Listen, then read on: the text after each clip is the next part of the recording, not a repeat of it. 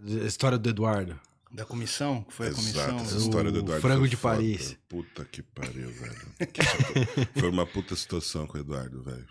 O que aconteceu? Tipo, por que teve essa... Cara, o Eduardo, ele era o cara dominante já. Né? Então ele já era o cara, o nosso melhor amador. E ele foi...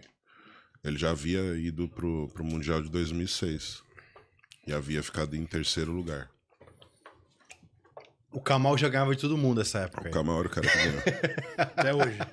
E o Kamal já era master nessa O época. Kamal já era o cara que ganhou do Eduardo. E o Eduardo, ele tinha o Kamal como pedra no sapato. Não só o Eduardo, todos os atletas do mundo, né? Acho que o Kamal foi o atleta amador que mais assombrou o nosso esporte até hoje. Meu, o Kamal é... Ele competiu demais em todos os eventos que ele tava e ninguém pegava. Imensurável, E né? o motivo dele ir pro profissional era financeiro mesmo? Sim, ele ganhava muito já no amador.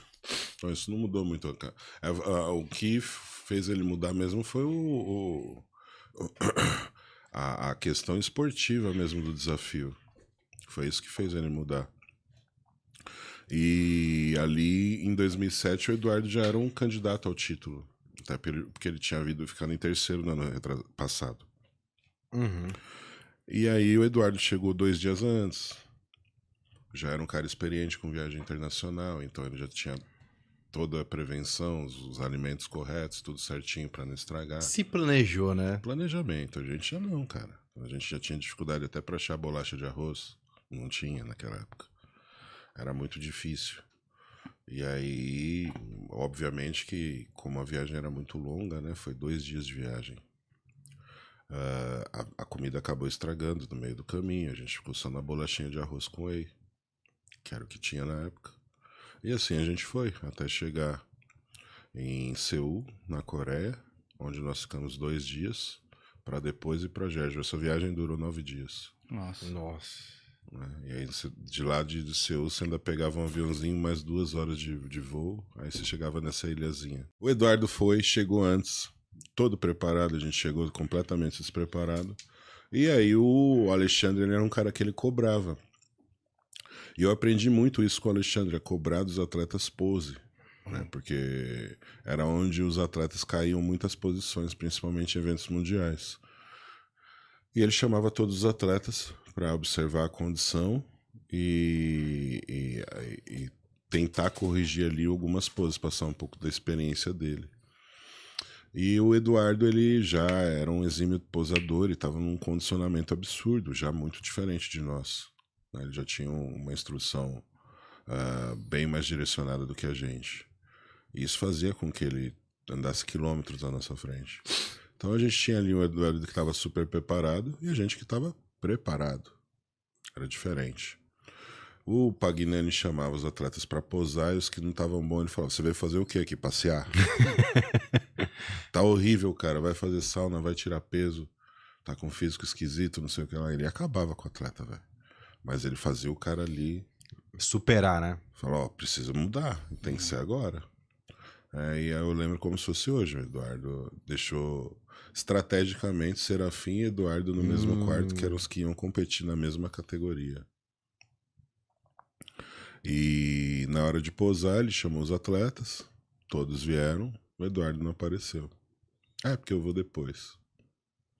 Eduardo, se você não, Pagnani, se você não aparecer aqui agora, não vou nem inscrever você no campeonato. Assim. Aí lá vai o Eduardo. Aí a gente tá tudo lá no quarto, todo mundo já tinha posado, e chega o Eduardo por último. Tirou a roupa dele lá, começou a fazer as poses, velho. Fudeu. Mano, foi caindo queixo por queixo, assim. Ploc. Todo mundo de cara com o que o Eduardo tava apresentando. Naquela época lá, nas fotos dos tríceps dele. Sim. Nossa senhora. Meu Deus do céu, ele tava impressionante. Não deu outro. O Eduardo foi o campeão da 85 e o nosso Serafim ficou em terceiro. Né? Só que durante, né, a nossa estada, já em Jeju, foi onde começaram os desentendimentos. Então, o Eduardo, com uma outra cultura, com outro nível social, fazia umas perguntas para os atletas que os atletas entendiam como ofensa. Hoje, com maturidade, eu vejo que não era por maldade que o Eduardo fazia aquilo. mas que de certa forma os atletas se sentiam ofendidos porque ninguém tinha, de certa forma, o suporte que o Eduardo na época tinha. Conhecimento também, né? Sim, então o Eduardo já era uma época que em 2007 usava sunga de grife. A gente mandava tecer a sunga. Uhum. A tiazinha, né? Na costureira. Você geralmente pegava uma sunga de modelo e levava na tiazinha e falava: Ó, preciso que você faça uma assim pra mim porque eu vou competir. Porque não tinha isso, esse lance de vender sunga igual tem hoje. Então era muito difícil. E aí o Eduardo acabou arrumando encrenca com o Perivaldo, que é um dos meus melhores amigos, um irmão que a vida me deu. Aliás, Perivaldo, salve sempre aí pra você. E aí essa briga começou a se estender pro Agostinho, que é outro conterrâneo do Perivaldo, que é da Bahia também. Aí a gente já começou a ficar estranho com o Eduardo, pela postura dele. Resumindo, no final do campeonato, cara, a gente tava torcendo todo mundo pro Serafim, gritando Serafim. E pro Eduardo a gente ficava em silêncio. Ninguém falava nada, ninguém torcia contra. Mas também não apoiava. Também não apoiava. Né? Eu sei que o Eduardo desceu do palco com o título, puto. Tinha ganhado, mas ele queria saber por que ninguém gritava o nome dele. Né? E aí o Pagnani chamou ele de canto, falou: cara, você precisa ser mais humilde, isso e aquilo, saber conversar com os caras, né? Como que você tá se portando de uma forma adequada. Chamou a atenção ali do Eduardo, chamou a nossa atenção também, porque a gente também errou e não tá ali apoiando o atleta que fazia parte do grupo. E aí no final acabou que deu tudo certo, né? E a gente ficou brincando que é tipo um paredão, né? Na época era o Big Brother, tava no auge, a gente tá falando de 2007.